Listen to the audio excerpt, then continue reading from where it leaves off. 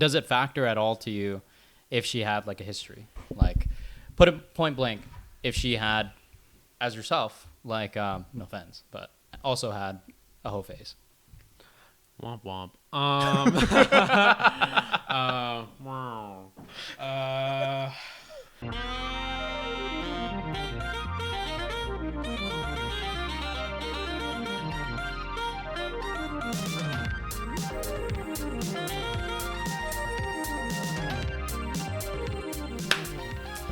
All right, welcome back to Better Questions. We're on episode 3 of season 1. We're talking about true love. I'm your host, John, with my co-host, Matt. And joined with us is our guest, Ronald, over here. We only have one guest today. Usually we have 2, but we just thought that, Ronald, you're very special, and we thought you would be more than enough. Thank you, John. That means a lot to me. Thank you. You take up more than 2 guests. You made my year. Thank you. I don't need any more compliments from here on out. Thank you. All right, so let's get started. The first question is, how many relationships have you been in, and why didn't they succeed? Well, you forgot name, age. Oh, yeah. What do you do? Oh, yeah. Go ahead. All right. So name, Ronald. For everyone else that knows me, it's Ronnie, but everyone here insists on calling me Ronald because that is my name, and they like yelling at me for some reason. Specifically how it sounds to John. But anyway, Ronald is my name. I'm 24, and I currently work in downtown LA as a photographer for jewelry, and I do engraving also. So, yeah. And then, it's a pretty fun gig. Yeah. Nice. Did I miss something? No. Now to the relationships, and how many relationships have you been in, and why do you think they succeeded or did not succeed? I've been in 3 relationships that I considered. 2 of them were in high school, so they're really early. The first one didn't succeed because of lack of maturity on my part and just a bunch of situations. We were really young, dumb, and stupid. Second one was just an all-around toxic situation that I shouldn't have been in. And these 2 can attest because they lived with me at the time. So, yes, hell. Anyway, I needed to get out of that situation, and I did. And I tried to move on to better things, but then I ended up in my 3rd relationship, and that one was a doozy. So, yeah, that one ended just because of, for lack of better words, abuse. So, yeah. okay. In those relationships, what do you think was missing? Different things in each one. The first one, I think we were just way too young, unfortunately. Second one, so many things. Maturity on that too, but in a different sense. I felt way too much like she wanted me to be an extension of her and vice versa. And I definitely was growing more and needed that, like, you need to have your own life and you need to stop making me your life. So there was that. And then the third one, like I said, that was just, yeah, all around bad. Quick question, though. You mentioned, like, it sounds like your phrasing was, I didn't really learn from the second one. One was toxic, one was abusive. If you don't mind sharing, obviously whatever you're comfortable with. But, a lot of people might say that toxicity is a form of abuse. So what made the distinction between the third one being more abusive versus just toxic? Like, toxicity being like, not saying that this is, I guess it's toxic. Constantly checking your phone and blaming you for things that you shouldn't be blamed for. Specifically, like, why are you talking, for example, like, Kayla. Can I say Kayla? Soon to be wife. So it would be a problem if I was talking to her, even though we were all living together at the time, which made no sense because I was the only female I was really allowed to talk to. So, yeah, things like that. Yeah, no. The girl I was dating at the time felt like I could only talk to her, and if I was talking to any other woman, even if it was a conversation, it was a problem. You know what I'm saying? I see. Okay, so that's the toxicity. That's toxic because it never got physically abusive. I feel like toxicity is just, not saying that it's only verbal, but I feel like it's the main thing is a lot of verbal abuse and toxicity versus abuse being like actual physical. I'm not saying that there isn't abuse verbally, but I see. So for you, the clearest indicator was when it turns physical. Yeah. But not ignoring the fact that there could be verbal abuse. Yes. You just don't believe that she had reached a point of verbal abuse in that second relationship. No, not like. Well, it was definitely verbally abusive, but not compared to the Third one, it to me, it's just toxicity because of how bad that third one was. Oh, so it's not even that you don't think that the second one was verbally abusive. It's actually just that the scale of the third relationship was so great that that the second one kind of paled. Yeah, it paled. Yeah. I see.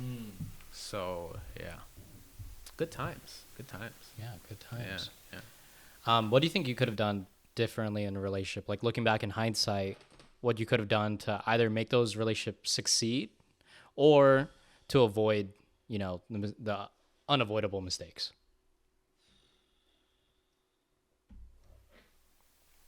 Those first two, I felt like. Well, the first one was mainly just like I said, we were just way too young, and then there was other factors in play, like my parents and stuff. So I had to take that into account. And then the second one, man, I tried. If I can give you an answer, I tried. I tried. Trust me, people. Tried what, to make it work? Everyone at home, yeah, I tried. What do you mean by you tried? I tried to fit into this little fantasy life that she wanted me to fit into, where it was just all about her and nothing but her, and that was just my life, and I couldn't do it anymore. Yeah, same thing with her. Like, she needed a life outside of me, and it was just way too much. But why keep trying if it was not a great situation? And I guess that goes for both. But like, why? What made you continue? If like, did you at some point know that you were in a bad position, but still continue, or did you only start to get out once you knew that it was like, once you felt like a switch had been flipped? Well, you get what I'm saying? Other than you guys telling me every other day to leave. Okay, fair. Other than that, it was just I was tired of dealing with the same thing over and over again. And at some point, like, yeah, I did realize that it wasn't gonna work out, but I guess I stayed just out of trying to be comfortable and just thinking like, what if? But I mean, what ifs are stupid. So like, what if what? What do you mean? What if? Like, what if it works out? What if she eventually like loosens up and doesn't act like this anymore and stuff like that? But you can't really change someone once they're like that. And yeah. Since you mentioned us telling you all the time to leave, what do you think we could have said, or you could have said to yourself then that could have stopped you from continuing down that path? At the time? Yeah. Or could nothing stop you? Oh, there was nothing. At that point, up until I had to tell myself, like, stop being an idiot, like, stop putting yourself through this all the time, like, you can't even hang out with your friends comfortably and do what you want to do, like, on a normal basis and be you without her interfering in that. So at that point, I was just like, enough is enough. Yeah. At that point, it had been way over enough is enough, obviously. Yeah. So was there no clear breaking point, or was it just that the sheer time in that bad position was almost just like you got up one day and you're like, damn, it's been X amount of months, it's time to go? Or was there like an actual breaking point that you can come back to? All I remember is that was the start of COVID and everything had shut down. This is for the second person? The second one. That's when school had started. Or school had ended. Like, we were, this was when we all started moving in together and stuff like that. Right. So when that happened, she wanted me to stay with her, like at her house versus staying at the apartment with you guys. And I was like, that doesn't make sense. Like, I want to be here with them. Like, no offense to you. Like, I'll definitely go see you. It's just quarantine. It's just us hanging out. And I'm just, going back and forth every few days to see you. That should be fine. We only lived like an hour and a half apart, but still, like, at that point in the relationship, I wasn't vibing that much with hanging out with her at the time. And I just wanted to hang out with you guys because it was peace and sanity, and I needed that in my life because she was just constantly yapping and crazy. I hate to use crazy because I don't like to call anyone crazy because everyone goes through their own thing, but it definitely felt crazy. Yeah. So, yeah. So I can't really accept it. There's nothing, because I'm sure a lot of people can relate to your situation where you perhaps are aware that you're in a toxic relationship, or you're aware that things aren't necessarily wrong, but they continue to stay and it prolongs. And like, some people stay in I've seen it all the time. People stay in a toxic or bad relationship for a year, 2 years, and they keep saying they know what's wrong. Yeah. So as someone who's come out of it for yourself, is there anything you think, for anyone who might have a similar situation to you, could like wake them up? you just got to wake up one day and roll out of bed and be like, I don't like this person, bro. Like it's just got to be. But what that makes simple. you have that revelation? Just time over Tired, just tired, and like just being tired over time, just waking up and being like, I hate my life. You can't live your life waking up every day like, I gotta keep track of this person, I gotta give this person attention, I gotta do certain things for this person. At that point, you're not living for yourself anymore. So, Well, time is actually an interesting thing to bring in because, right? Because if let's say you had this feeling and it was 7 days, you've had this feeling. Is 7 days too quick now to leave? Like, at what point does it become too much, and at what point is it like a little too early, right? And I think time should definitely be a factor, right? Because I mean, there have been times in relationships where I've felt tired, and maybe that, who knows, maybe it's just one day. You should be an indicator, but I don't know that it should be one day, especially given how much stock I have in the relationship, right? So if I've spent maybe like a month in the relationship and I'm a little tired, I don't know. Is that a red flag, or is it maybe that I haven't really understood this person and I should give more time for it to pan out, right? So yeah, I'm curious on your thoughts there. I mean, like, because you're saying this is maybe like months of like repeated kind of like battering you down, right? I don't know that I would do months, but like, you know, maybe in hindsight, what would be a reasonable time frame? And I'm curious what your thoughts are as well. When is it a reasonable time frame for you to say, okay, enough is enough? Because maybe it is a factor of like, you know, time and like observing that this isn't just a one day thing. This is actually a constant. well, I stayed in it way too long. I probably realized maybe like in all three of my relationships, for some weird reason, they've all been like 2.5 years. And with the first one, there, like I said, just lack of immaturity. There wasn't really anything to point for that one. The second one, I noticed maybe like a year in, and I stayed 1.5 years longer than I should have, for just out of stupidity, out of comfortability. I had a really good relationship with her family, and that's where family's a big thing for me, because I'm really close with my family, and I was really close with hers. Yeah. But also seeing the relationship that she had with her family, like, should have been a red flag for me at the beginning, and it was, because she wouldn't talk to me, or not talk to me, she wouldn't talk to her parents with the same respect that I would talk to mine. And, you know, maybe that was just a relationship at the time or whatever, but, like, just seeing it over and over, and, like, granted, I'm pretty sure they're fine now, no shade, but, like, just at the time, like, you can't, I would constantly tell her, like, you can't talk to your mom like that, or you can't talk to your dad like that, or your sister was just trying to, you know, say it this way, and you didn't mean to take it this way, but she was, like, very narrow-minded, and if she set her mind on thinking, like, it was this way and you meant it this way, then that's how she was going to take it, and there was no changing that, no matter how you reworded it. Yeah. So, yeah. Yeah. Things like that. Yeah, I was locked into thinking on what you mentioned about, like, what's the timeline, what's the time frame to give yourself to leave, to understand, like, when is it the right time to leave, when is the right time to move on, sort of thing. Those first few red flags you could typically tell. Yeah, But I think out of stupidity, you stay. Yeah, but that's not the issue I think people have. I think people don't necessarily have an issue with, or maybe they do, with seeing red flags. I think what they have an issue with is sort of weighing what is acceptable to them, or what is tolerable for them, versus what's enough to make me say, okay, I'm going to leave. Yeah. And I would say it's very much tied to identity. Now, that's something we're going to get into in the next season. But I would say if your relationship has gone long enough to where you start expecting to see them, where they become the norm of who you call, the norm of who you go to when you have problems, the norm of where your sense of security is. Yeah.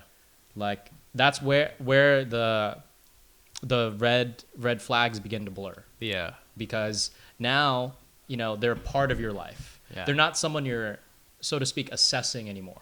For example, if you were just in the talking phase and they started showing these red flags right away, you'd immediately go, okay, goodbye. But because now you're maybe living together, maybe you guys regularly see each other, regularly call each other, they're no longer just a stranger who you could not see tomorrow. Yeah. They're part of your life. So I think regardless of time frame, I think the moment you start seeing red flags, I think what you should start doing is creating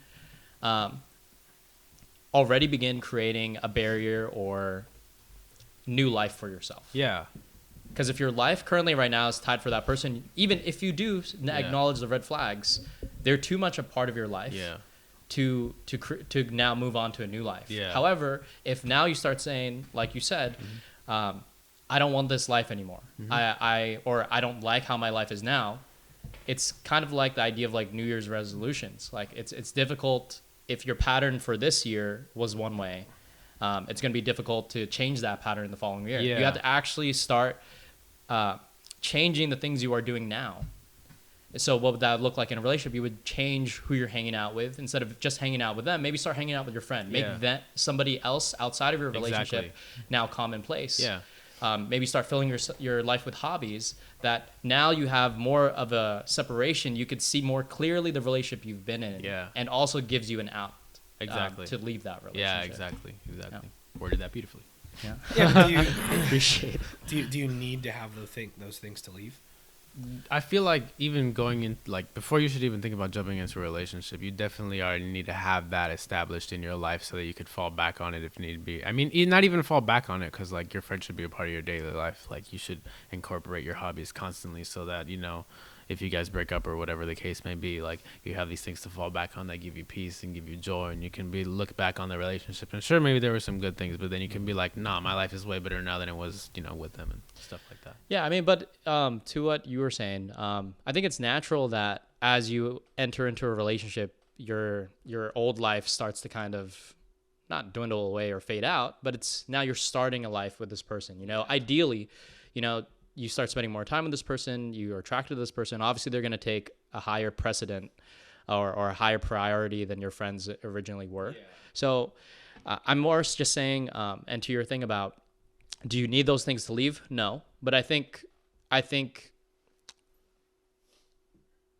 those things are needed for somebody whose identity and life has been so intertwined with somebody else. I think if they're we're talking specifically in the context of somebody who made one person who their has entire become life potentially codependent. Codependent, Yeah. exactly. Okay, so how they break out of that. Yeah. I see. So in this scenario of someone who's become codependent, you know, how do you recognize when to get out?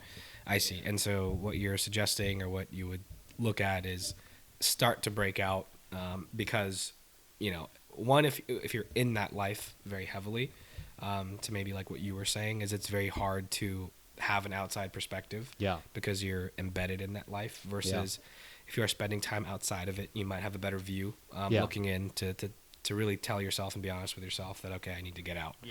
Okay, I see what you're saying. Is there anything that I'm trying to think if there's anything I would say like else from that, but no, I think that is a key part because if you're intertwined, codependent, and that I think that's the key word, is like this is specifically with people that are codependent. Then the first step would be to, you know, start separating yourself, finding separation, to be able to get used to leaving. Because I think that is actually a very tough thing is when you leave a codependent relationship maybe too early or you're not ready to leave. You see the pattern of going back very quickly, going back to that person because you haven't established anything outside Exactly, of it. yeah. So you really need a good support system. You need people outside of that circle. You need something to depend on that you can stand on. A teacher in college actually put it really great. She said like, she has to draw a circle and was like, okay, well, like this is you. If this was a table, draw all the legs that like would define you. And I know we're getting into identity now, so we shouldn't go too deep into it. But it's the idea of like, okay, well, and when I wrote it down, I was like, okay, brother, marketer, son,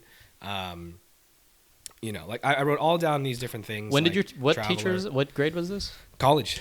For some reason I thought it was like elementary school. No, you were already putting marketer. No. But yeah, and then she was like, okay, well, what happens if, let's say, as a table, if you were to remove one of those legs, how sturdy would it be? And like, and I could see like the people that had like one leg or two legs, were like, oh shit, like, oh shoot, you know, like essentially if one leg was taken out, you know, they would crumble, right? And so, I really liked that analogy because it kind of set me up for like, you know, if one of my legs were to crumble, how sturdy would I be able to stand if this were to fall? No, I thought that was an interesting kind of like conversation to go down, like the idea of like when to know when to leave. But yeah, sorry, were you going to say anything? Or? No, I thought that was a really great analogy. And it makes sense to why people go back to that dependency, or why they go back to that quote unquote stability, even if it's actually in fact not stable and it's toxic.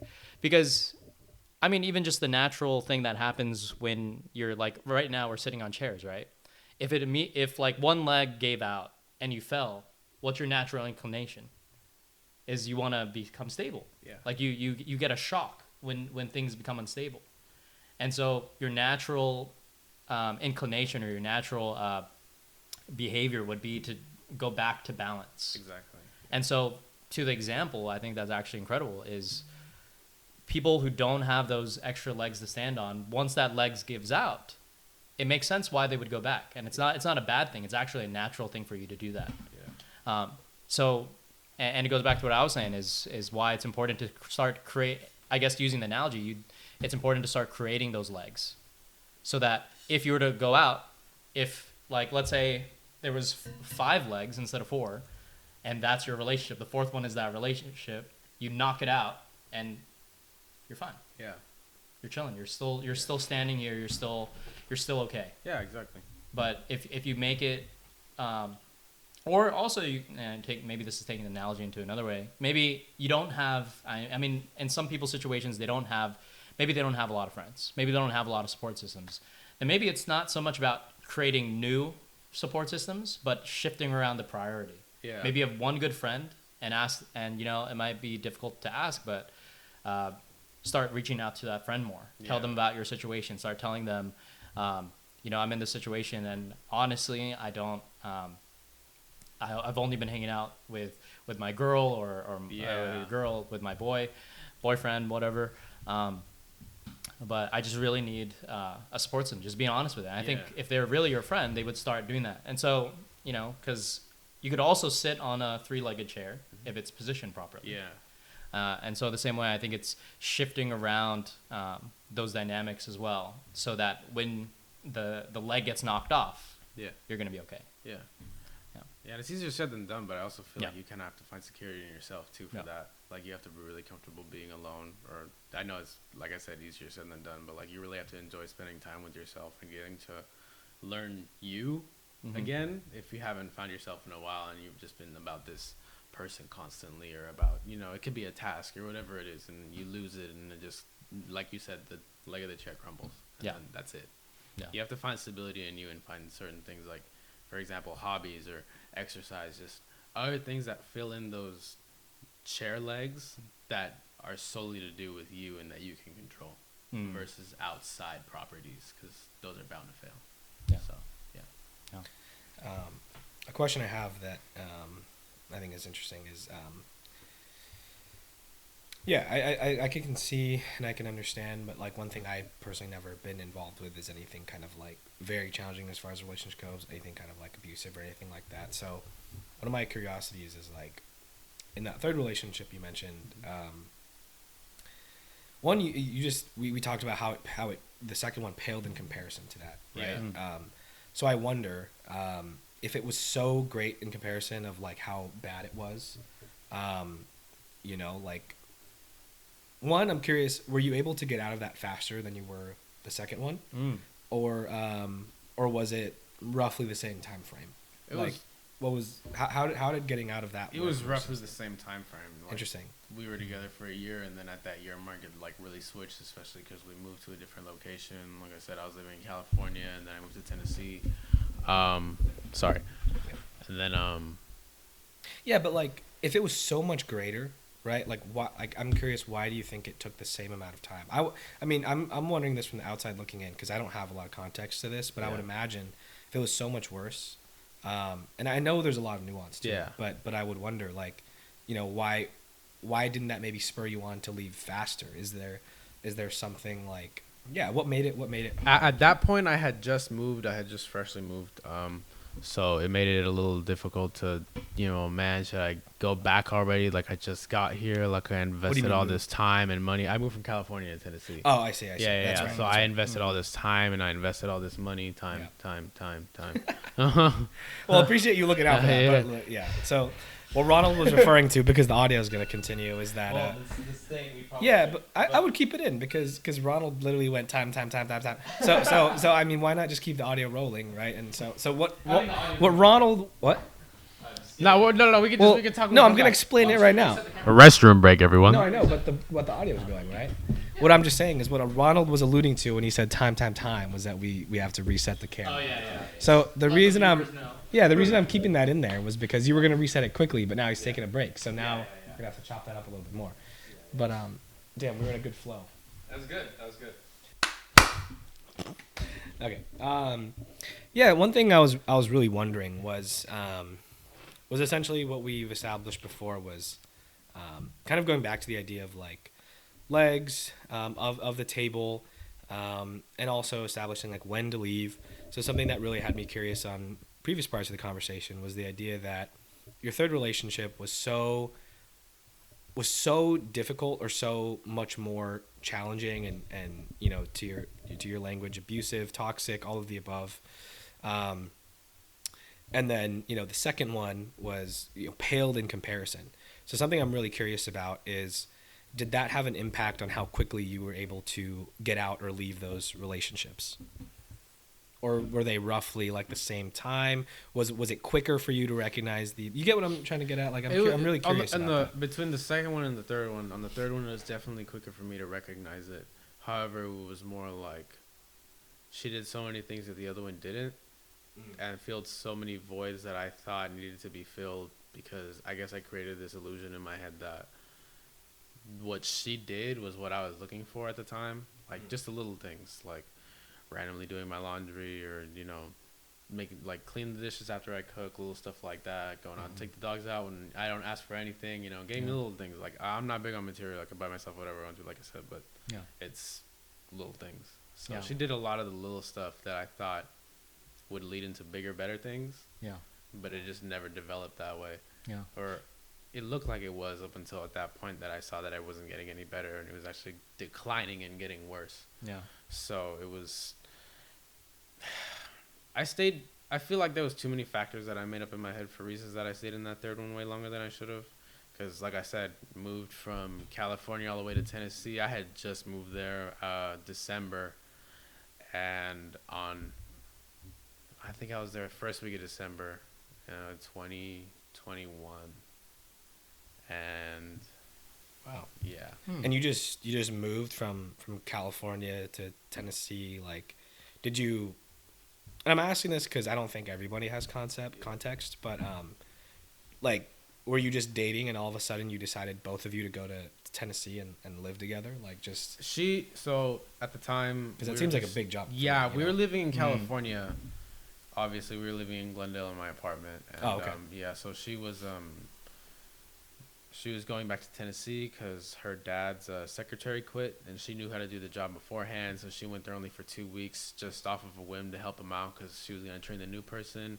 The new girl never showed up. She ended up staying there for 2 months, and then she was like, hey, my dad's offering us the house in like 47 acres. What do you think? And at the time, I didn't really think about it. I was like, oh, let's say less. Like, let's go. Yeah, like an opportunity. Yeah, exactly. Great opportunity. He's I get a job there. I could also work security, which I did end up working, and that's a whole other story.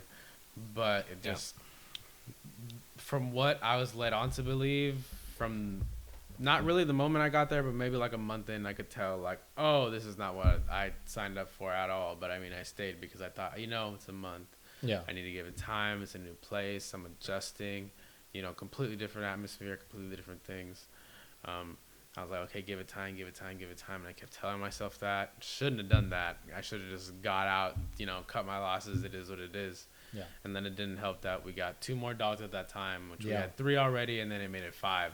And obviously very attached to those dogs. Yeah. Yeah, obviously they're like the kids, or they were like it's family. It's so I have 2 cats and a dog. Yeah, so that kept me way longer than I should have been. Yeah. So it was just a lot of emotional ties, I feel like, to the pets. Yeah. With her, I feel like it was not that it was easy to cut off emotionally with her, because it definitely wasn't, because I invested so much. Right. But it was easier to not to see and not to care about the red flags that she was constantly throwing at me, or the abuse and all that, because I had the love of my dogs.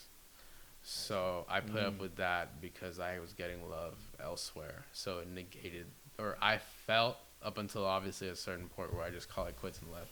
Yeah. And how long were you guys together? Beginning of 2021 up until last year, was that February. 2 years? That's like 2 years and maybe a month or two, 3. Oh, okay. So how long? Okay, question. How long were you in? Because I don't know. To me, it sounds like it was kind of like a sped run like relationship. Like, Yeah. Because in 2 years, I don't know. We've already talked about getting dogs together. We've already talked about moved out. Yeah. But then you also said she was living with you in Glendale. Yeah. So I'm just trying to figure out how logistically that would work, because 2 years is a very short time frame. Yeah. So, one, when did she start living with you first, and then 2, how long were you in Tennessee? Just so that I understand. I was in Tennessee for about a year and 3 months. Yeah. So no, about a year and 6 months. Okay. Because she lived in Glendale with me for 7 months before we moved out. So Math still isn't mathing, bro. That must mean like what? You moved Wow, that's so fast. Because that means, because you said 2 years she moved and like in. a month. She basically moved in a week after we met. No, I know. That's why it's so Yeah. fast. Because like Yeah. half your relationship was already moved out into a house together. Yeah. And then the other half, you're already moved into your Also, apartment in Glendale together. I think, I think, fast, kids. Yeah, but also I think because we have a little bit of context, but the viewers don't, and I think we might have glazed over that. How soon after did she move? Like after you met her, did she move in with you? About a week after we met at the dog park. Damn. She moved in with me. Yeah. Wow. Yeah. Yeah. Stupidity. Wow. Did you not notice anything? Like, was it not strange to you that this person who you just met at the dog park, that within a week, 2 weeks time frame, is already just casually living in your house day to day? At the time, like, it was the little things that she did really fast. Like, just blinded me from seeing, like, I kind of moved her in really quickly versus, like, it was reasons for me not to see the red flags with me, to see, like, oh, this is reasons why I should be comfortable.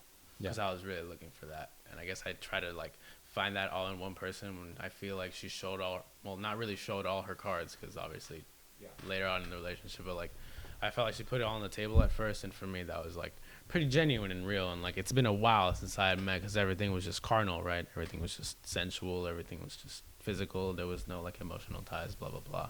At the beginning with her, you're saying? No, with everyone else, which is why I was looking for a connection. I see. Yeah. So, okay. So everyone else was all just physical Yeah, back in the day. exactly. But then this is the first person that, you know, she, like you said, she was kind of taking care of the house. She was taking care of the dogs.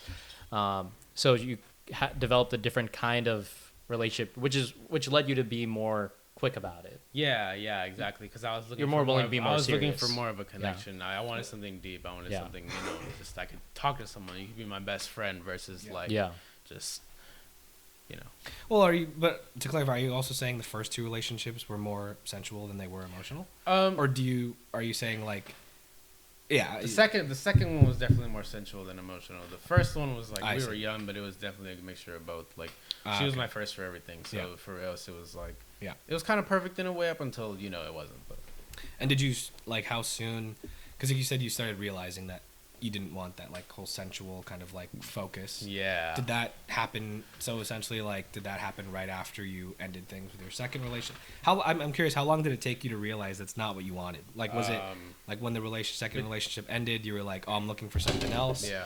Or was it more, I'm curious how. Between the second and third relationship, I took about maybe a year break before I got, before I met girlfriend number 3.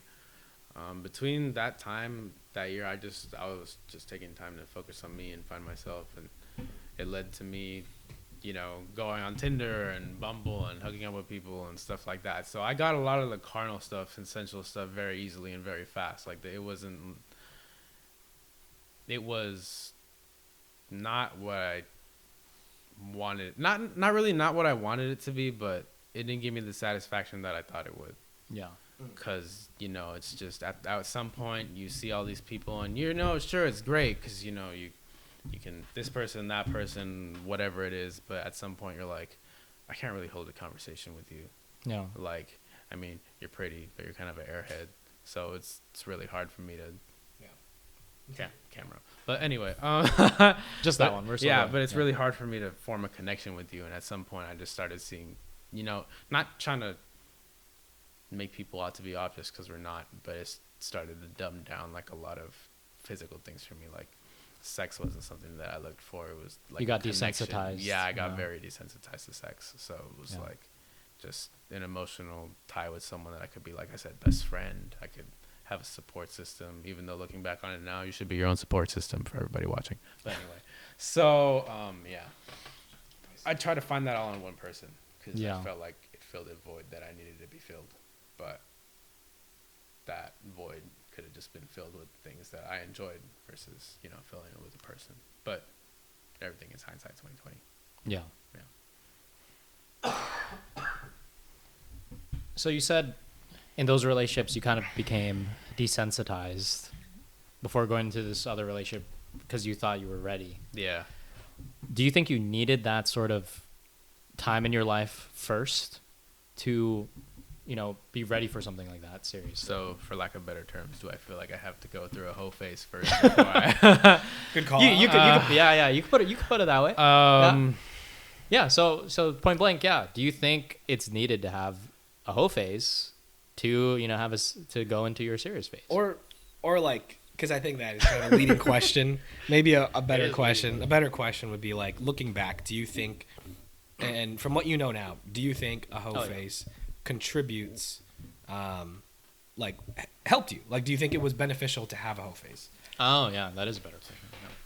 To me, yes, but I feel like why? It's individual. Forget the individual thing. Like, why do you think it's best? Because for me, it made me look at. For one, it made me see red flags really fast, and it made me see, like, hanging out with people who it's just straight sensual. They tell you things like, oh, like, this person, yada, yada, yada, guys do this or whatever, and it's really easy to play guys because they do certain things or whatever. Just hearing certain things from certain girls that didn't really care to tell me because obviously they're not looking for anything with me. They're just friends that friends with benefits. Yeah. So stuff like that. Lost my train of thought. But if you're like, because in that phase, right? You were actively looking to have a. It wasn't like you thought it was a bad thing, right? Like that was time, yeah. You were looking for that. Yeah. So why would it be strange, to you that a girl is not, like, how do I put it? Do you get where I'm going? Yeah. Looking for a relationship? Yeah. Why would that be like? I didn't really care. I wasn't looking for a relationship to begin with. I was just. I see. So you actually didn't mind that they weren't looking for a relationship because you at weren't all, because I wasn't trying to be led on. I wasn't trying to lean anybody on, stuff like that. It was just mutual. We just come for one thing and one thing only. It's very easy. It's very simple. Yeah. I see. Would that change, for example, those girls you did have interactions with? Yeah. Would that change if you were at all pursuing them for a relationship? Yeah, because I know you too well now. Like, I know how you're going to act. If you act a certain way toward me, I can see it coming from a mile away, and I know you're putting on a face. Like, it's really easy. So just stuff like that. And it's really easy for me to see that in other people now too. Like, even just, which makes it really hard for me to, want to pursue a relationship nowadays. Yeah. But not saying everyone is bad, but, stuff like that. So for you create kind of a distinction where I'm going, like, maybe through these apps or things like that for physicality. Yeah. Versus, I'm open elsewhere for, like, a relationship. Yeah. But you wouldn't ever join the two. Nah, I know them too well. I know them way too well. Yeah, nah. They're good friends. I still talk to a few of them, but I know them way too well. Yeah. But you also engage in that. So does that change? Should that change the way, for example, I don't know if this is too direct, but should that change at all how, a girl perceives you? I think it should. I think it definitely should. I'm not going to, as much as I try, how do I word it? As much as I try not to judge someone for their past because I have a past too, it's really easy for me to mark someone off, and it should be easy for someone to mark me off too, because you need to find your right person. If you see that our thoughts on a line or something that I did back then bothered you, it is what it is. I can't change that. Like, you know, find your next person. Yeah. But I feel that same way if, like, you know, for example, a girl's been through what I've been through, and then we get to this point in life where we feel like, let's say, hypothetically, I meet, I don't know, Cinderella. Like, it is what it is. Yeah. Terrible term. I don't know why I thought Cinderella. But What do you mean by Cinderella? like she the meets, perfect girl. yeah, the perfect girl. The perfect girl And comes. she walks out. Yeah, not really walks out, but like, you know, I'm not saying that I see myself as like this Prince Charming figure, and I'm trying to, you know, get with this girl from poverty who I don't know. I could felt see like last you in ever, the but get up. You know. Yeah. I'm very poor. I'm not. But anyway, so yeah, just find like the ideal person, and then that matches, you know, everything that I need, not physically but emotionally, and just finding a best friend. And if I could find that in a person, and we like view things the same way, then the past really doesn't matter to me. So, because I can't judge, because I've been through a whole phase. So if you've been through a whole phase, it is what it is. As long as, you know, you're not still in that whole phase, and, you know, do you just without me there. Yeah. Yeah. But is that something you still want, like that best friend Cinderella, so to speak? 1000%. Right now, I'm not looking for anything, like, even just like physically. Like, I'm having a lot of peace just in myself, by myself alone. I spend a lot of time with my dog. Yeah. But if that person were to exist, that is someone you would want to, you would settle down with, or like. Yeah. If that person were to exist, I'm not saying that she doesn't, because. Right. If you're out there, hello. Right. But but at the moment, yeah, no. But I'm pretty sure there is a girl out there eventually that, you know, somewhere down the line, that if we meet each other, you know, God bless it, is what it is. Yeah. Did you have anything? I mean, like, what do you mean by at the moment? Like, you're just not at a place right now that you're. No, looking I'm very for content by myself. I feel like my happiness is very contingent on me and what I want to do, and I don't need to feel like I want to make, not that I don't want to make anyone else happy, because I do find joy in making people laugh and making people smile and things of that nature, but I can get that through my coworkers or through my friends or just little stuff like that. I don't need to focus it on one individual. You know, I can make my mom smile, you know, whatever. But it's, where was it going with this? No, I was just kind of curious to see, like, where you are now. Like, is it, you know, where you're actively No, I'm in a really good sounds space. like, you know, to distill it down, you're not actually looking for that person right now. But should they come along? It sounds like you would jump at the opportunity if that person was real and like they came along. Yeah, you would jump at that even if they came along tomorrow. I'm again assuming that this is the perfect Cinderella girl, and you met her tomorrow, right? Like, would you settle? Like, if that girl came, if I could tell you I'm settle's gone, a tough word, and she came along tomorrow and you were to meet her, and she, let's just say, hypothetically met every criteria that I was looking for in a girl. Yeah. Sure. Yeah. That's a tough question, guys. I don't know, because I feel like I should say yes, but like part of me wants to be like, your life is so good the way it is right now, and like you're doing everything you wanted. You don't have to worry about anyone else. I mean, sure, like if I find someone that has their own life and they're doing their own thing and they're very much in tune with themselves and they have hobbies and they have a life outside of me. Beautiful. That's great. Let me ask you this, and maybe it looks like you're not. So let me ask you this. You go ahead. Let me ask you this. What would be harder for you to lose? What do you mean? I'm about to explain. Give me a second. Sorry. What would be harder for you to stomach? The idea that, let's say tomorrow you meet Cinderella, right? And you literally have a choice. You either go with Cinderella, or you keep your life as it is now. What would be harder for you to stomach? Never having gone through life with Cinderella, or losing essentially what you have. I mean, not necessarily losing what you have now, but like, what would be worse of you? Like, at the end of your life, would you feel more regret over not going with Cinderella, or going with Cinderella and what would be a better way to put it? And like losing out on some of the things that I love to do on my own. No, but that's the thing though, is Cinderella would not cause those things to go on. Yeah. Right? So I guess my question would be is like, if this person is real and you met them tomorrow and they're not going to cause you to lose those things, maybe it's not a this or that, but it's like, why wouldn't you jump at that opportunity if she came along? At that point, it's just all personal for me. Like, it's just a me problem at that point. It has nothing to do with that person. It just has to do with you. Yeah, but what's stopping you? Me? You said it's a me problem, so what's the problem? I mean, I'm curious because you're saying, I'm saying this is Cinderella. Yeah. And you're saying she's coming along tomorrow. I still can't stomach the fact of going with her. Why is that a problem? It's I'm not just that, it's, curious. no. It's not the fact that I can't stomach the fact of going with her. It's just I've jumped into things too fast for me to want to jump into something so. But if I mean obviously if We're it develops assuming that this way. is Cinderella. Yeah. Like We're- no, theoretically, we're- it is. theoretically, this isn't your This other is relationships. God. This is God telling you this woman is the perfect woman for you. Yeah. Is there still hesitation? That's what I'm Okay, really if you're curious. putting it that way, if God Like puts you would it- put your principles in front of God. no, and then, don't and do then that. God is like, here is Eve. Like, No, is no, that, I'm is that just what you're saying? no, but yeah, you would put like this new principle you have over the opportunity for perfect girl. No, I think I would go with perfect girl. No. Oh, okay. Okay. Okay. I was just curious because I was like, wow. Anyways, do you have anything to? You looked like you were gonna say something. Yeah, I do, but also. Okay, so I kind of want to come back to what you were saying earlier about you want to find somebody who can be like okay or dependent outside of yourself. Like she has a life outside of you. Yeah.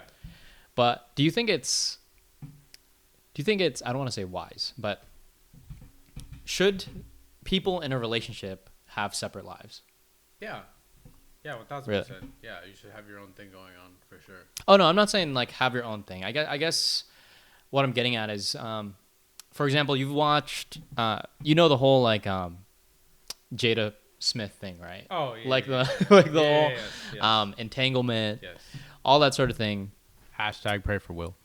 Yes, he is in our prayers currently. But yeah, I remember watching this video where he mentions how him and his wife were on separate journeys, and how they, they were together yet they had separate journeys. They had separate paths. Yeah. And kind of implying that's the reason why this sort of thing happened, is because they were living those two sort of separate lives. And I think what you're talking about is, they're self-sustaining even outside of me. Yeah. But do you think two people should have separate journeys in a relationship, in a healthy, growing relationship? Wait, I think that's also a little leading. I just want to call this out because I think a better phrasing is probably different destinations, because I think because here's the thing, right? Yeah. If I have a different, let's use Apple Maps for Yeah. example. Yeah. If me and someone else have a different destination, we I could see. never reach the same thing, nor would our paths ever really have to intertwine. If we have the same destination, there's multiple ways to get there, but the point of the matter is that we're still aligned. We can take different routes to get there, but we're still going to be able to reach the same destination. So Yeah. I don't know if it's fair to say different journey, because I think to Ronald's point, like, I think he's more getting at, and I'll let him explain, but I think that's the key distinction, is journey versus destination. Yeah. I think you can 100% have a different journey to get to somewhere. Yeah. You cannot have different destinations. I see what you're saying. Yeah, that is a So- better framing. Yeah, that you can have similar journeys, or you can have different journeys, but should you have the same destinations? Right. Yeah. Exactly. I feel like it all has to do with your goals. If your goals line up together, then I feel like it should be pretty easy. Wherever you want to get in life, if you feel like it's going to take you away from your person, then yeah, it is what it is at that point. What do you mean? I feel like if, let's say, you get a job opportunity overseas for something that you really want to do, and this is a very hypothetical situation, but and that's like your dream job, you've always wanted to do it, but you have someone at home who's got her own thing or his own thing going on, and they're very much at peace with what they're doing and where they're at, then if it's time for you to go, and it's time for you to go. I don't really know what else to put, like, put your career first before a relationship. So if your destination if your destination is where you want to get in your career, then make it that, versus like if you're trying to align your journey, is it right? If you're trying to align your journey with someone who's clearly going in a different path, then No, but I feel like there's so much more to that question though, because how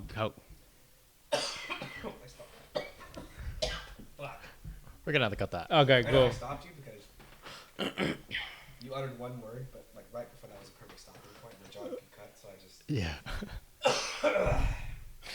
just need to get this out. For sure. Yeah. No worries. That way- Imagine I just keep it all in. No. Oh God. If you're trying to align your journeys and you see that your journeys aren't going in the same direction, then you guys have to divert, unless your connection is that strong that you're willing to just forego your dreams and everything that you've strive for since you were a kid. Because let's just face it, you don't live your life to find a person and make your whole life them. You live your life to succeed in a career, establish something, be productive in society, etc. Yeah.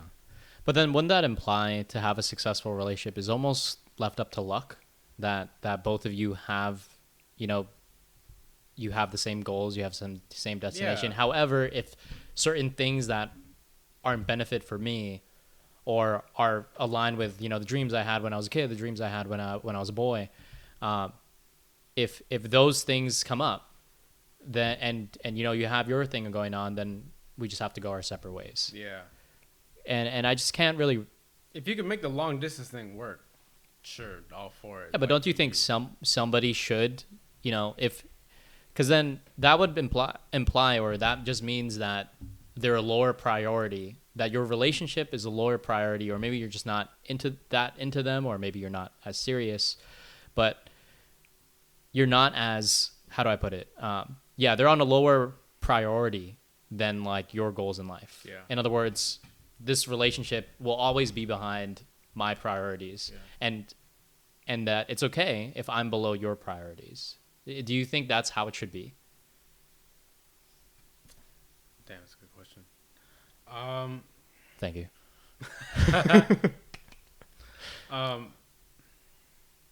Man, you're making me think, John. I mean, that's the point. No, trust me, they are better questions.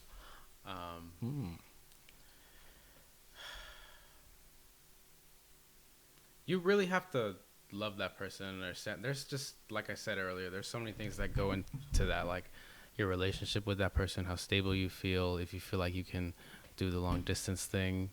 But like Matt said earlier, like you kind of, when you're going on your journey in life, just on your own one, disconnected from everyone else, you kind of meet those people along the way. So it's easier to find your people. So I guess, your journeys do have to align in a sense. Some people make it work. There's always the odd couple out. But. Well, I think what Matt was saying, and I'll let you come in in a second, but Matt was saying it's okay if your journey is sort of separate. Like me and Kayla don't have the same career, right? But our goals have to be aligned. Our goals, our destination have to be aligned. But let's say a situation or circumstance comes I think the situation you gave was where you go overseas for a job. I think that's when the journey is too diverted, and that could change your goals. That one person has to choose, choose whether this is my priority, which is a higher priority for me staying in my comfort or this thing that I have going on, or is my relationship my priority? Yeah. And I think a situation like that just amplifies and kind of is a telltale sign, like which one do I actually value more? But we're talking about, and this whole season is talking about true love, right? And then I know it was a difficult question, but that's kind of the point, is if you met that Cinderella, if you met the true love, we have you met the person you would have true love with. This is the person for life. This is the person you're completely serious about. Would you align your goals and maybe give up that job, or again, it's Cinderella, maybe she'd give that up for you? Do you think that's how it should be? If you loved them enough, or you had true, or a better word, if you had true love for them. I want to say yes. And it sucks to speak from past experiences, because clearly I have not met Cinderella yet.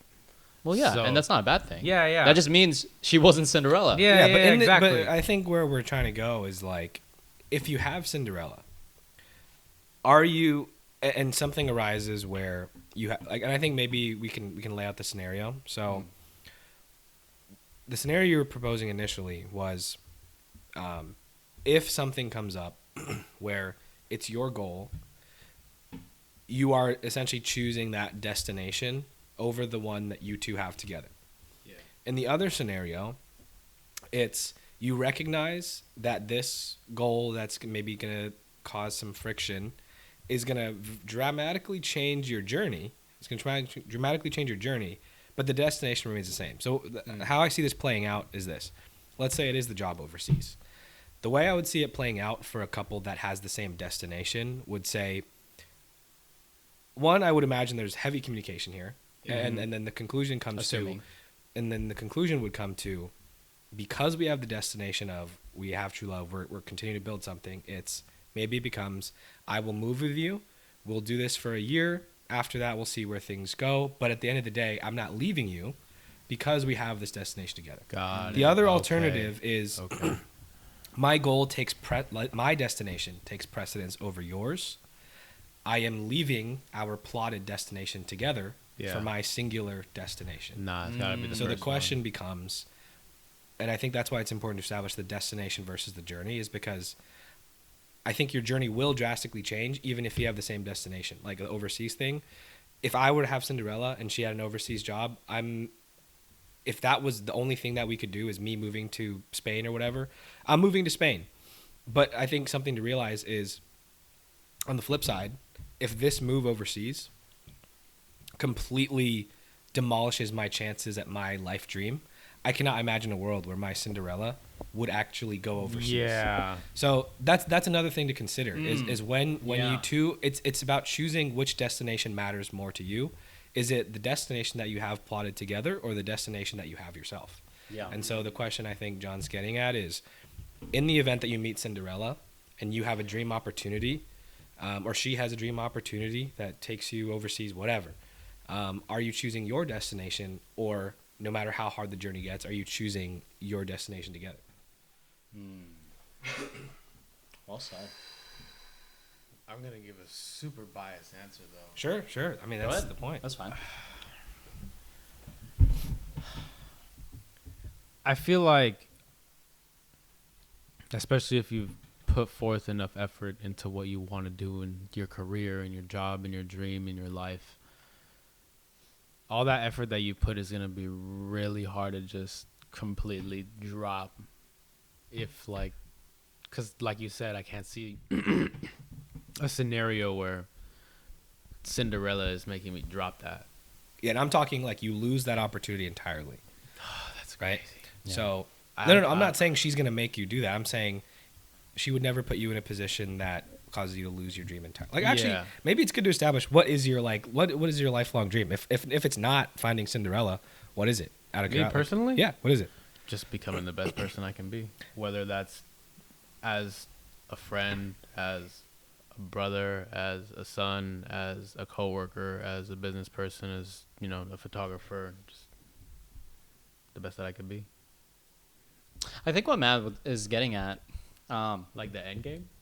no, well, or maybe I could be wrong, but I think it's interesting because it's a two-way thing with the Cinderella versus you. In other words, the person who's your true love partner, right, is if she were your true love partner, she wouldn't make you give that up. Yeah. If that makes sense. Yeah. However, in the event that she has something that means a lot to her, would you be willing to give up everything for her? It's a two-way street. No. Really? I don't even know if that's the case, right? Oh, Because I think it's more of, because I don't think either party is supposed to let the other person let go of. Well, one, okay, I guess there's two sides. Of what you're That's what getting I'm at, saying. is It goes both ways. Is like, yeah, I guess, are you willing to forego your personal dream for the dream you have to get? I see where you're going. Yeah. I see where you're going. I guess where I was thinking was like more of like, are you willing to accept, moving off course in terms of the journey, like a wildly off-plotted journey, but knowing that at some point you'll get back to the destination. But no, I think yours is better. Let's go back to that. Yeah. Like, I think you were establishing at the end of the day, what's more important, your destination or the one you have together? Yeah, and I think it doesn't always have to be so like grand, right? I think there's a difference between something that's always been in your plan that is currently now possible. Yeah. And I think it would be very rare that both people are confronted with two big opportunities that fulfill their lifelong dreams. So let's say you were now confronted with the opportunity for your lifelong dream. I think if she's your Cinderella, she would now, in order to stay aligned on this goal, she would have to leave what she's doing currently, because it's not her lifelong goal. Yeah, it's a very rare scenario that both of you both at the same time simultaneously have this amazing opportunity to pursue your life. I see what you're saying. Yeah. So I think so what you're saying is, in the event that you have the dream possibility to pursue, we would imagine that Cinderella would drop whatever she's doing. Not going to say drop whatever she's doing, but like she will align with you. She'll shift her journey to keep the destination of you guys together. Yeah. Now the question becomes, would you do the same for her, provided you're not losing the opportunity of your lifetime? Yeah. But, it's a very drastic change to your journey, so to speak. Yeah, it's a drastic change to your current life, but it's now her who has the opportunity. Would you be willing to give up, all the things you're doing right now? No.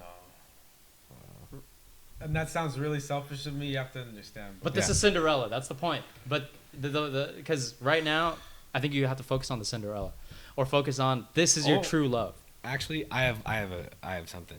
Okay. Good. So let me ask you this: would you, let's say you do find Cinderella, right? Yeah. Okay. And she is perfect and like whatever. If you had the opportunity of a lifetime, would you expect her to join you on that if she is your person? Like, would you expect her like to accompany you on that journey, even if it's a strain on her?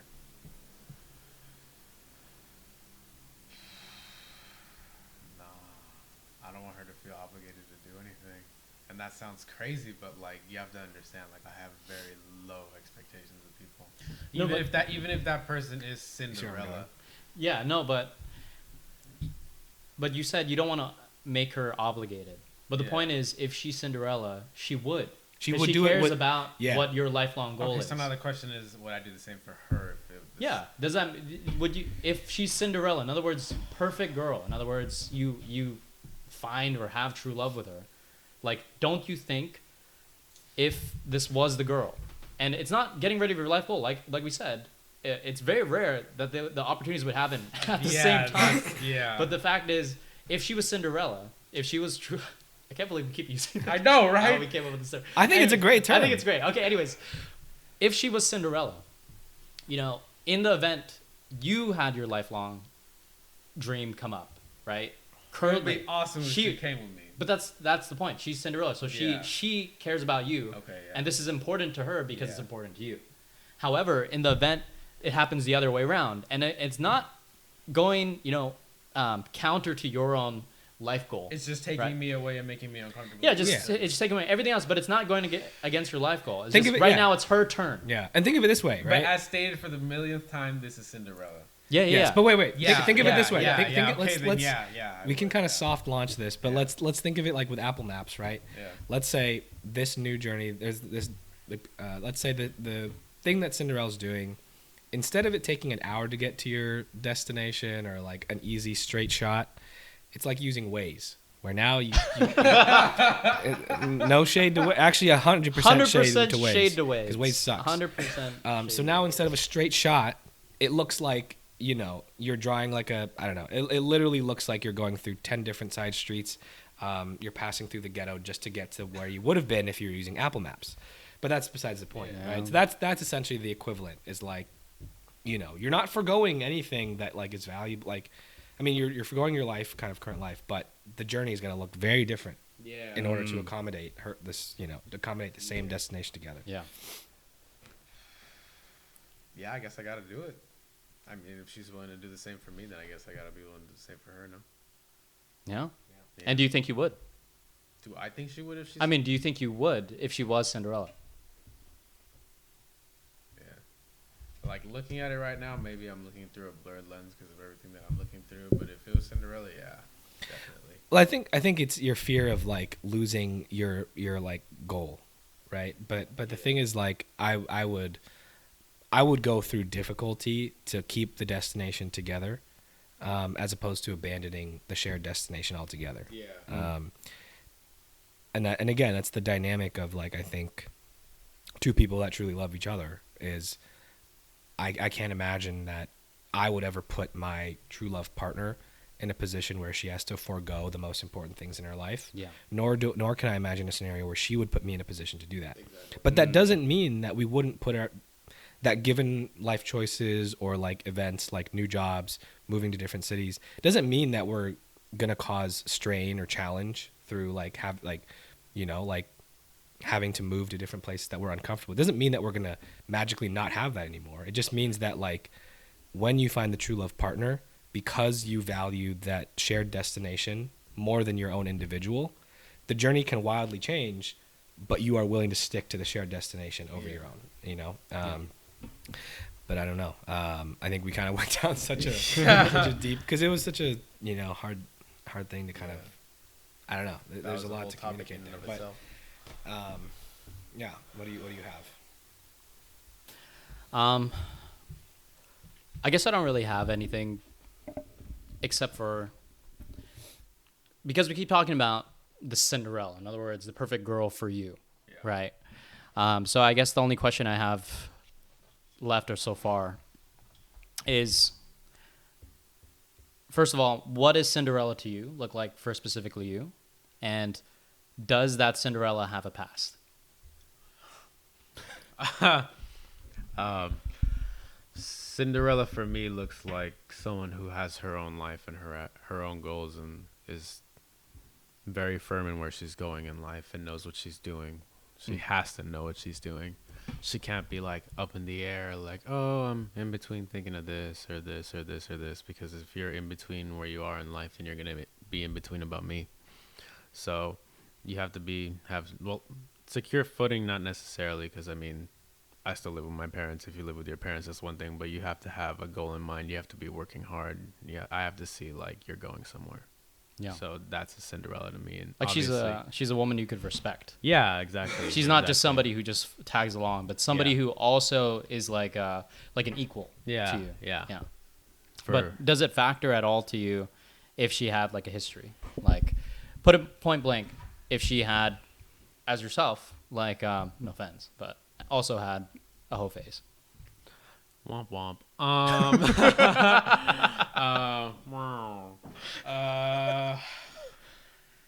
Because I just know a lot of people that apparently affects so much of their thing. And to be honest, up until we started talking about this true love topic, I was also roped into that. I thought, like, oh, if I dated someone who had a history, that I wouldn't even date them. I couldn't take them seriously. Yeah. But the difference is, I'm not just talking about somebody who you date or somebody who you have a relationship with, but in other words, if regardless of what they've done or whatever, if they are truly Cinderella, then I think I could look past everything. Yeah. But I guess, back to the question is, would it matter to you if Cinderella had a past? I can't judge.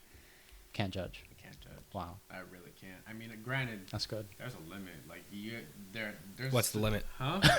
What's the limit? Past can't be like. If the limit does not exist. If there's, well, I mean, this is Cinderella, so I mean, she wouldn't necessarily have that.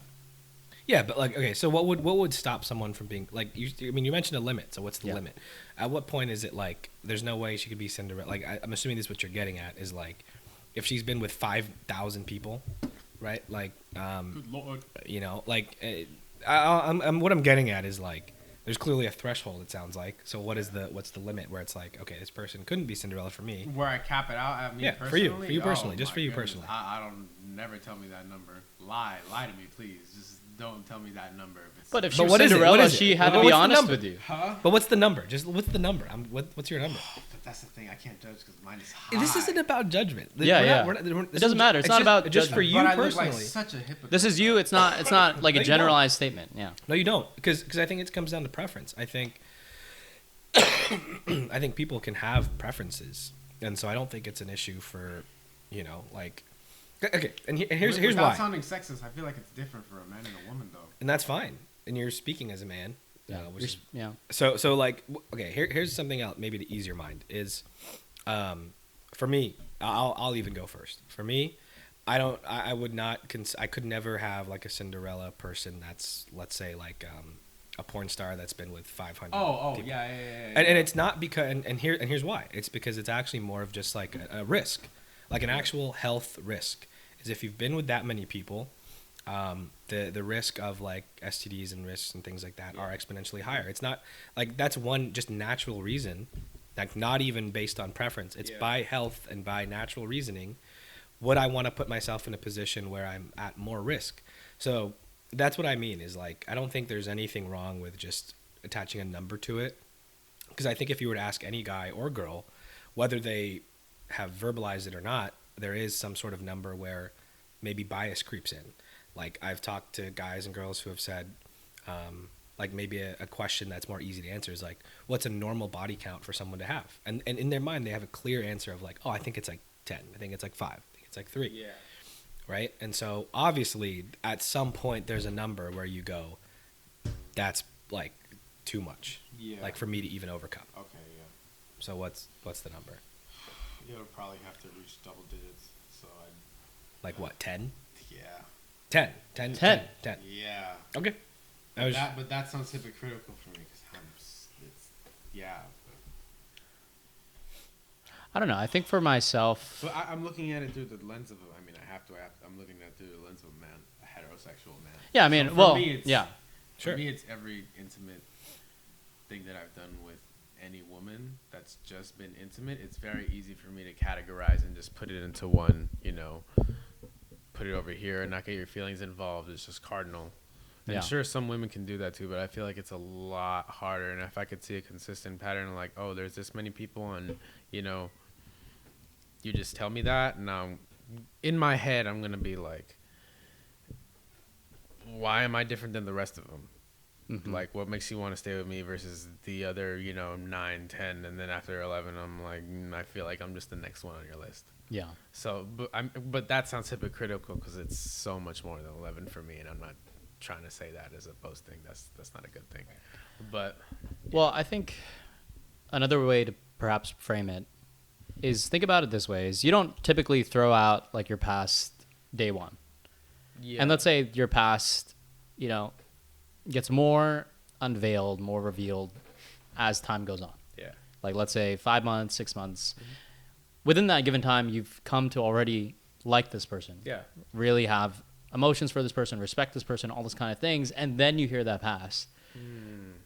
But by all means, in terms of personality, in terms of how you guys are together, she's somebody you found that you could trust, and now she's opening up to you about a history, yeah.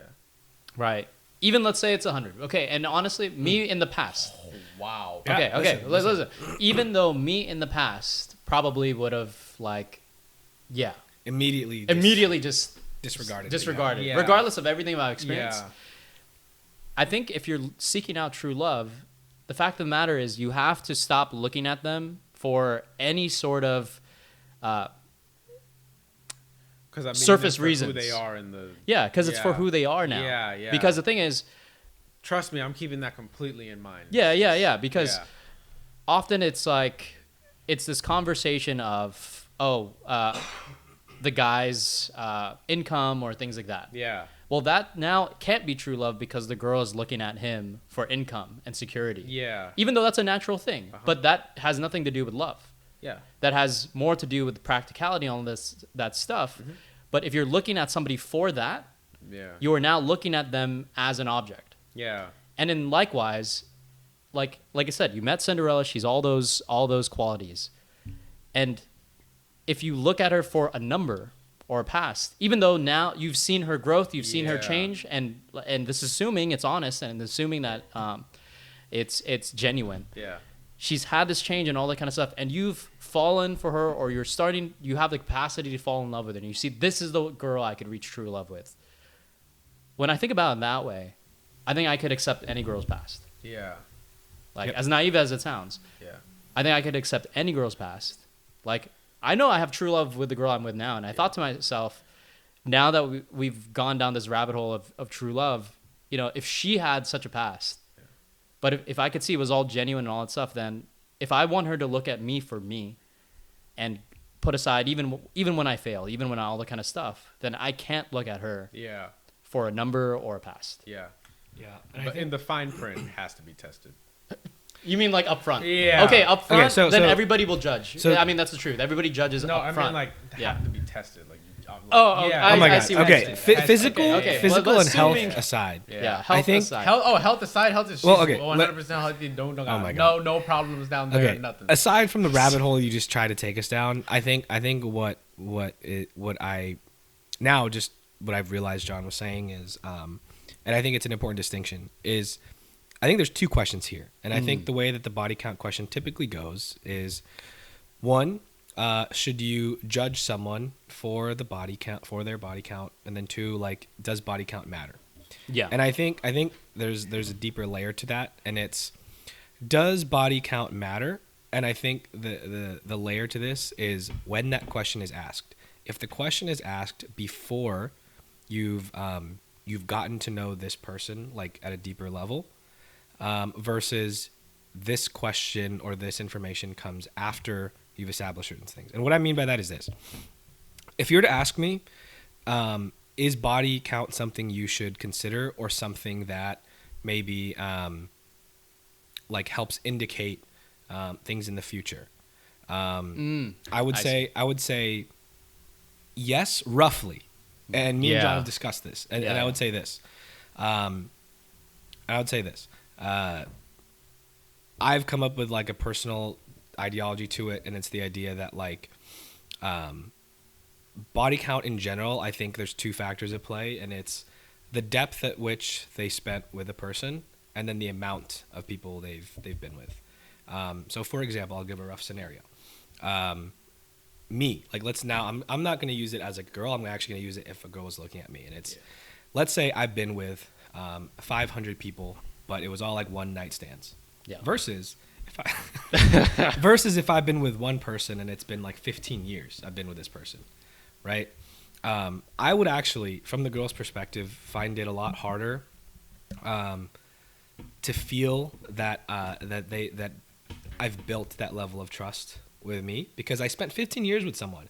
It's not easily overcome. 15 years. Yeah. Whereas, let's say one night stands, like, those people, as sad as it sounds, like, if they were one night stands, I was not looking at them as people. I was looking at them as, like, literally just bodies. Yeah, exactly. Right. Yeah. And so that's why I think body count is something that you can look at from a pre-relationship thing, where you can ask yourself, like, okay, does body count matter?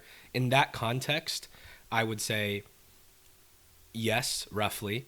But let's say, to John's point, you've established a relationship, you have a good relationship, and now you're coming into this information.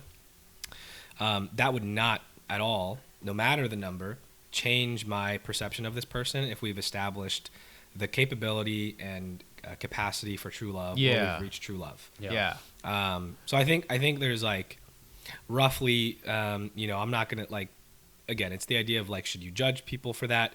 Well, if you're judging someone off of body count, then are you actually looking at them as a person? Yeah. But is it a fair question to say, does body count give, like, future indicators? And I would say, like, if you break it out that way, not judgment, but does it give future indicators or future clues?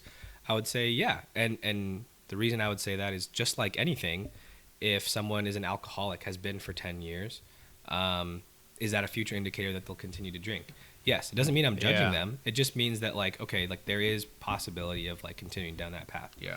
So that's why I think there's, like, such a, like, Gray there's area. multiple, not gray area.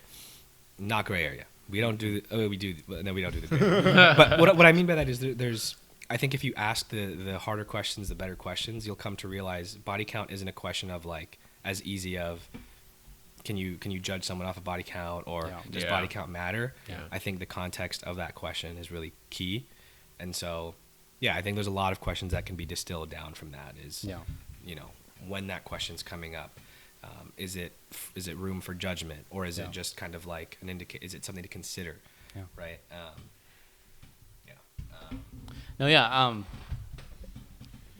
Is body count, for example, an indicator of future You know, like a lot of people could talk about, and often talk about, like as an indicator of future infidelity and all this kind of stuff. But you actually had a really great conversation. We had a great conversation about this, and it was the analogy of being a millionaire, right? It's an analogy of being a millionaire, because often people will say, "Oh, like it's that." There's a reason why people call it a phase. Like, I had this phase, and then I'll change. Yeah. Or like I'm just going down. I'm just doing my thing right now, and then in the future I'll change. But kind of like what you said with like, we do this all the time, but it's not very smart or wise to be doing something now that if you have a goal or already intended change in the future, why would you not do that now? For example, like if you're trying to be a millionaire, it doesn't make sense that you're going to say, "Oh, right now I'm just going to give away all my money. I'm just going to Spend it all. spend it all. I'm going to rack up my credit card, rack up all this debt. I'm just going to give all my money away, and then I'll start working and being on a millionaire." You get what I'm saying? Like, so when people say, so this idea of body count, it's I think it's often left at the surface level, but I think, like you said, the context really matters.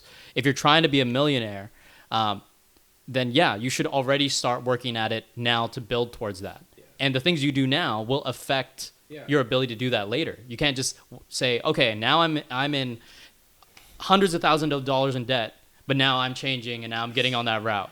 Because there's also factors of time, there's factors of like where you are in life, age, all that kind of stuff. But in the same thing with body count is, if you're trying to build towards something like a true love relationship, if you're trying to build towards something for a serious relationship and start a family, it doesn't make sense that you're going to say, "I'm just going to be with anyone now."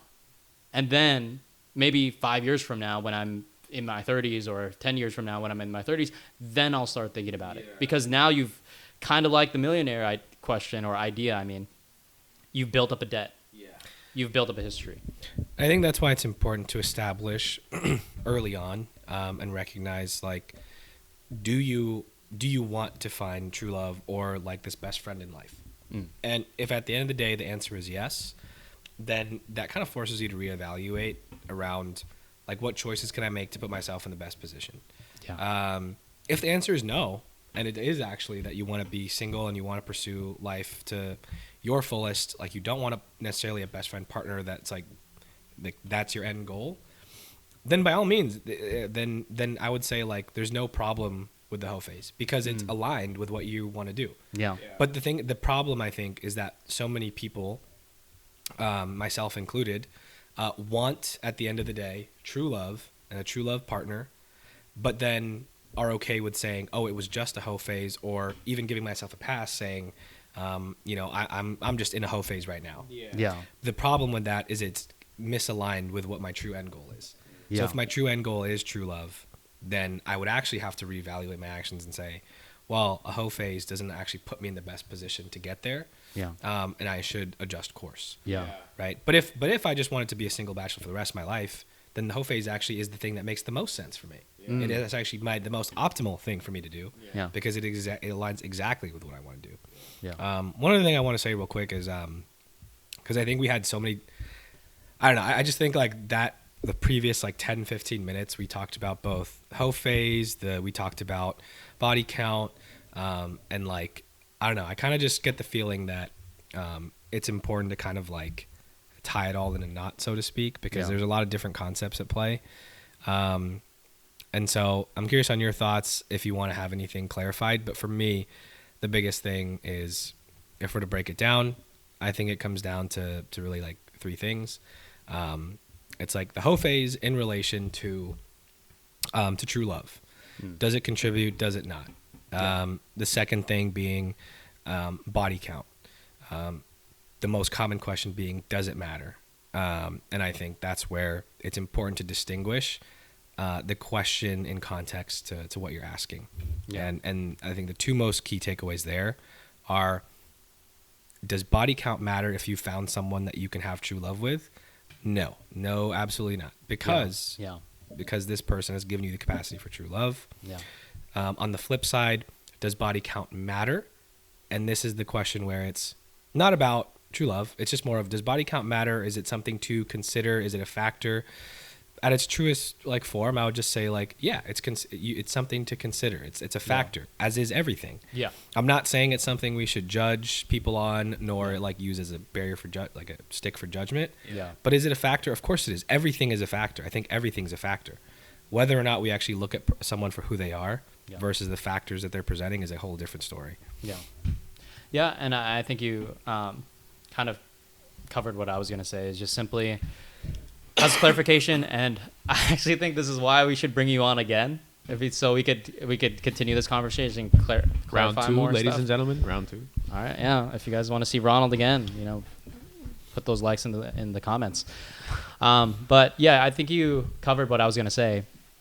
Was just simply the fact that I think often they focus these sort of questions in their own sort of vacuums. Yeah. Does it matter? And then also, does that mean like you should be judged the rest of your life? Like they create like their own separate question and conclusion versus how these all play together, and then you decide how you want to move forward. Does it matter? Obviously, everything matters. Yeah. Like from surface level stuff of appearance, of course it matters. It will change, how you interact in the world and who's gonna look at you as a potential partner. And that's something superficial, but that's truth. It does. Does appearance matter? Obviously. Yeah. So does your past matter? Obviously. Like, again, if we're talking about true love, that person has to be honest with you. So of course past matters, because now if you want to be truly transparent and honest with your partner, you have to now disclose that past, right? So obviously it matters, but does it bar you from finding true love in the future? No, absolutely not. Yeah. I mean, I said it earlier myself, is if my partner right now, all of a sudden threw the secret a huge secret at me, we're right there on the track, and she threw this secret at me that I had this huge history, it would be hard, but I know I have true love with this person. Yeah. And that's why it matters, not necessarily in a negative sense that it should bar you from true love, but it matters that if you want someone to accept you truly for yourself and everything you are, your entire being, then you should be able to feel open about sharing every single part about your history with them. I think that's what is what could bar someone for true love, is you not being honest about not only what you're feeling now, but the past you've had, your history. That also tells you whether this person in front of you could be a true love partner. Is if I don't feel comfortable about sharing everything with them, because I know me and Kayla have shared everything, every detail, everything about the past. And I have a worse past than her. So in this case, I'm the one on the worst end of the stick. Yeah. But if I want her, and I noticed this for myself, if I want her to love me and truly see me and accept, and I could fully feel vulnerable, it means I have to be able to feel free, and I also have to take the accountability for the past actions and see if they're willing to be there with me and say, I know your entire past, I know everything about you, I know what you've done, but I still love you. Yeah, and I think something super interesting from that too is the idea of I think the reason we go so deep into this is the idea of like, when people tend to bring up the question of like, does body count matter? I think there's two things typically wrong with the conversation that happens after that. Is it gets weaponized. Yes. As it gets weaponized as a force of judgment. Yeah. And then second thing is, so one, it's weaponized, like the idea of like, you're not asking that information to like get to know this person. You're asking that question to judge them. Yes. I don't think that's the right framework to ask that question. The framework of the question should be, because you are trying to get to know this person, because you are supposed to know everything about your partner. Another issue I have is that when people say body count doesn't matter, a lot of times what that leads to is we shouldn't talk about it, or it's not relevant. Yeah. I don't think that's fair, because then essentially you're hiding something. Yeah. But if this person is to really love you for you, it shouldn't matter what your body count is. And that's why it should be something you can talk about. So I think those are the two problems, is it gets weaponized when you ask that question. And then the second one being that when people throw it away and say body count doesn't matter, it basically closes the door to that conversation. And essentially now it's removed from view, and you can't actually get to know this person fully. Yeah. So Yeah. so that's I think what the real conclusion is, and like part of the reason I'm hammering so hard on this is I know for a fact there's many people that will see previous statements I've had on this specific podcast and be like, oh, you think body count matters? But that's in the vacuum, yeah. But this is the whole point of it, is that it matters in the sense that, like, if you want to get to know someone fully, like, it should be open and out there, and that they shouldn't use that as a weapon to judge you. Yeah. And it should be something that you're happy to share, because if this person really loves you, there shouldn't be anything you couldn't share with them. And that's the point I'm getting at. Yeah. And just a little bit of, what do you call this? Cancellation insurance. Nice. Because yeah, I do fully believe that if I find someone that I have the capacity to love, body count does not matter to me. Yeah. You know. So anyways. And that's also a test to the person you're talking to, is if you find that they are weaponizing against you, they're not trying to actually get to know you. Yeah. And also on the other end, the second thing you mentioned is the people who try to dismiss it entirely. Yeah. Remove accountability, as well as uses. Well, we're still rolling. So. Yeah. But that just paused it. What? So you better get your point across fast, because you just swiped it up. Yeah. One, it removes accountability, and two, it gives them justification to continue doing certain behaviors. Because if you're aware that, this could affect, the future, all the kind of stuff, and you're just kind of like the millionaire question, and I'm just going to go ahead and give away my money, I'm just going to go ahead and do all this kind of stuff. I just think it doesn't create a healthy conversation around it. Yeah. And I think that's why I think it's good what we did here, is because often it's just left on the surface level, and it gets used to weaponize, or it get used to justify, and everybody just goes their own ways, versus having the actual conversation and saying, yes, it does matter. When does it matter? And then how much should it matter to the person I want to find true love with? Yeah. And I think that's what matters. I think that's what matters, is you go down that route. And then also, if it does matter to me and I'm considering my partner, what should that change about how I move forward in life? It doesn't matter what you're doing now. Because I think this is the point I wanted, the last thing I wanted to say, and then we can just finish off and close.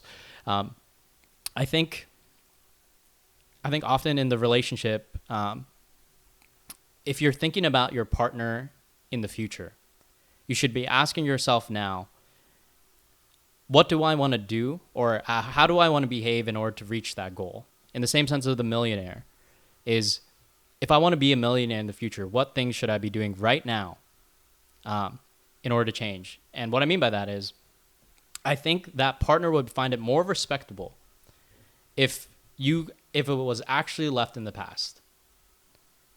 If it was actually left in the past, in the sense that it's a very different story to tell somebody that, oh, this was my past, and I realized I've changed things, and I matured, I grew up, whatever it is, and I've worked on myself since then, and they could see the results and believe that you have changed. Like, for example, someone who's trying to be a millionaire, you're not really going to believe someone who's currently in debt. You're going to believe someone more who's made some changes and they've been paying off. They say, I paid off these debts. I'm getting close to 720 credit score. I'm getting all this kind of stuff, and this is what I'm doing to change that. Versus, oh no, I will change. Yeah. Oh no, like it's going to happen. You're not really going to believe that if they're currently in that lifestyle right now. Yeah. Who's spending away and giving away all their money. Mm-hmm.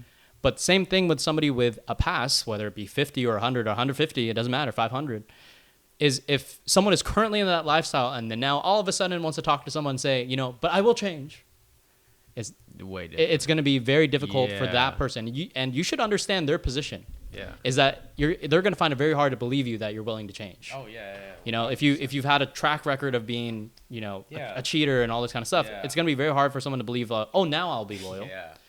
Versus, if you say today that, I want to change my behaviors, and this is what I've done to work on. I'm a lot more, I'm not trying to meet a lot of people. I'm trying to find the one. I'm trying to find true love. I'm trying to find that Cinderella. Yeah. This is what I've done on myself.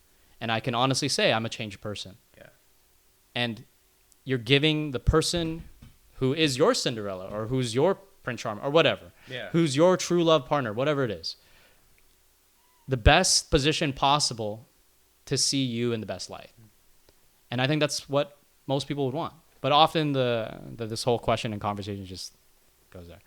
which is also why I didn't really want to have the conversation. But I'm really glad we did. Yeah. And in the way we did about it. Yeah. Anyways, I think that's thankfully they're both still rolling. I think it's okay to close. So last thoughts. Let's speed run through this in case it shuts off. How did you like the podcast? Oh, yeah. Well, actually, I don't think we need to do that because we're having him on for part 2. So oh yeah, that's true. I think a better close is just there's a great opportunity to pause for the reason that we are actually gonna have Ronald back on next week. Yeah. There's a lot more to explore, and we'll see you in a bit. Yeah. Yeah. All right. See you in a bit. See you next week, guys. Nice. That was good. Let's go. Actually, I